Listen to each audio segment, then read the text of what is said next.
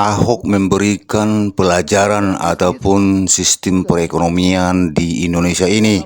Dia berpendapat bahwa sistem perekonomian sekarang ini adalah bodoh dan termasuk yaitu sistem yang membuat keliru. Yang dia mengatakan bahwa sistem keuangan di Republik ini yang sekarang ini dibuat dan dilakukan oleh pemerintah adalah gali lubang dan tutup lubang. Jadi Ahok di sini mengatakan bahwa untuk mengatur perekonomian daripada satu negara itu bukan seenaknya saja karena tidak mampu negara mengelola daripada keuangan, langsung dia memeras dan mengambil daripada uang itu dari rakyat begitu dengan seenaknya menaikkan pajak, kira-kira begitulah maksud dia. Jadi Pak Ahok di sini memberikan suatu pelajaran ataupun studi bagaimana caranya untuk pengaturan daripada keuangan suatu negara itu.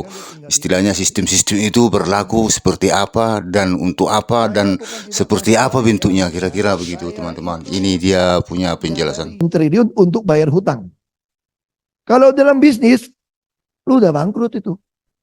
Itu kalau kampung saya namanya itu gali lubang tutup lubang namanya kan. Betul kan? Jadi kalau kita kelola negara seperti ini buruk sekali manajemennya. Nyusun anggarannya ngaco banget. Lalu tata kelola negara memang nggak optimal menurut saya. Kita sebagai rakyat itu dipaksa menerima bare minimum. Jadi kita dari kecil dilatih. Ya begitu. Pejabat ya pantas kaya. Pejabat ya pantas kita layanin. Itu ada mungkin tanpa sadari. Jadi kita juga sama pejabat juga takut. Mesti hormat. Gak ada punya kuasa. Nah ini selalu ada dalam kita. Buat iklim investasi. Udah gak ada. Kita dagang kok. Singapura pertama kali. Saya ingat banget. Tahun 50-an. Masih orang tua masih hidup. Kan dia tinggal di Australia. Dia bilang gini.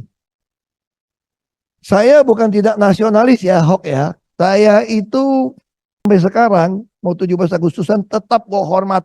Walaupun gue warga negara Australia. Kenapa kalau kayak gitu? Karena bapak gue bilang dari kecil. Udahlah investasi Indonesia susah. Gak ada obatnya lah. Kalau dikelola dengan cara sembarangan. Udah gak ada obatnya lah negara ini. Lebih baik kamu saya sekolahkan ke luar negeri. Singapura, Australia. Di Singapura murah. Kalau nggak salah dulu 500 juta apa 1 miliar rupiah kita. Dulu kan gede, dolar kita kecil. Itu langsung dikasih tuh Pak. Bukannya permanent resident Pak. Bukan golden visa. Lee Kuan Yew bingung nih. Ini pulau kecil nih gimana dilepas dari Malaysia. Ini gimana cara bangunnya. Ditawarin siapapun mau investasi ini. Gue kasih warga negara malahan. Bukan golden visa. Masalahnya kita dikasih warga negara kita gak mau kali ya. Itu yang kita tak tahu. Kan kita disuruh kabur kan. Nggak apa-apa. Kalau mau kabur dulu apa? Kalau saya setuju. Asal bring dollars home. Gitu kan. Kalau bawa dolar pulang oke. Jangan bawa dolar ya. Gue juga banyak di rumah. Dolar bu. Supaya jadi kaya katanya. Lapangan tanding juga gak merata. Itu yang dikeluhkan oleh para industrialis. Misalnya gini. Saya pernah protes bea cukai berkali-kali. Ketika Anda menjual barang online, sisa dari Cina, Anda masuk ke Jakarta, warehouse langsung kirim, tidak bayar pajak, dengan barang yang termuktahir baru, penyelundup-penyelundup cuma bayar 1 kontainer, makanya barang-barang kecil pasti bangkrut di Indonesia. Karena kita nggak sanggup, dia sisa barang reject kan kok, barang reject 1% bisa melebihi produksi kita untuk industri sejenis. Masuk, dia cuma balikin modal material bahan baku. Kita mau lawan, nggak mungkin. Bayar pajak juga kagak. Kita pajaknya berlapis-lapis, nggak pernah pemerintah pikirin. Sorry to say gitu ya. Kalau cuma gitu kelola negara, baik lagi. Nenek gue juga bisa. Serius. Nggak usah dokter-dokter sekolah dari luar negeri. Nenek gue juga bisa. Kalau duit nggak usah hemat, palak lagi pajaknya.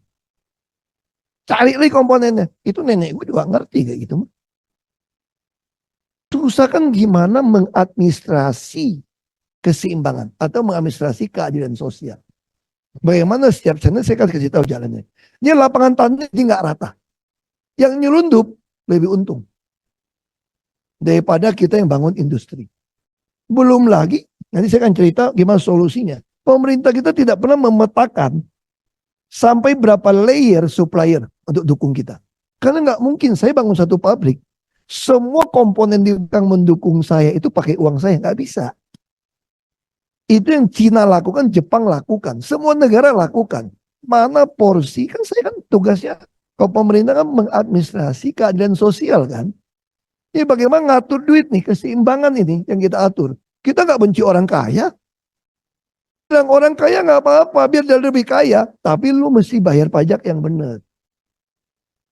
Orang miskin, kita juga nggak benci orang miskin atau memanjakan orang miskin. Menegakkan aturan.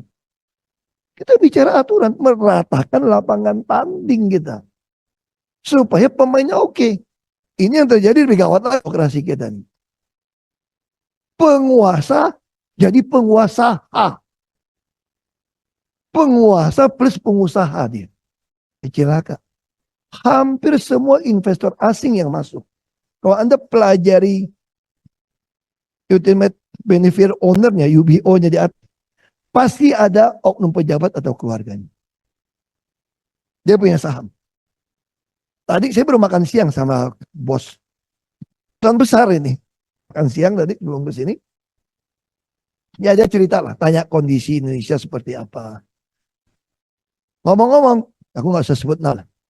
Ada yang selalu bilang gini kalau nama saya mau udah umur hok, buat apa lagi kau cari duit, kau udah kaya. Nggak taunya ada bagian juga bos di situ. Begitu ngomong SDA, ada bagian. Hilirisasi, ada bagian. Cek aja. Di luar negeri di mana tuh perusahaan punya siapa. Ada tuh ujung-ujung siapa di belakang. Nah ini semua lapangan tanding jadi tidak merata. Anda kenal pejabat, dikasih saham, kenal orang dalam, Anda dapat perlakuan. Kalau enggak, jangan golden visa, silver visa pun susah kali. Visa biasa juga dikerjain, visa buat pegawai kerjain kok. Tuh tangkap tuh yang beli mobil banyak itu loh. Itu urusan izin itu tuh susah loh. Urusan izin tenaga kerja, belum lagi kirim tenaga kerja kita ke luar negeri, mau dapatin izin itu semua tuh penuh dengan ketidakjelasan. Ini yang terjadi di kita sebetulnya.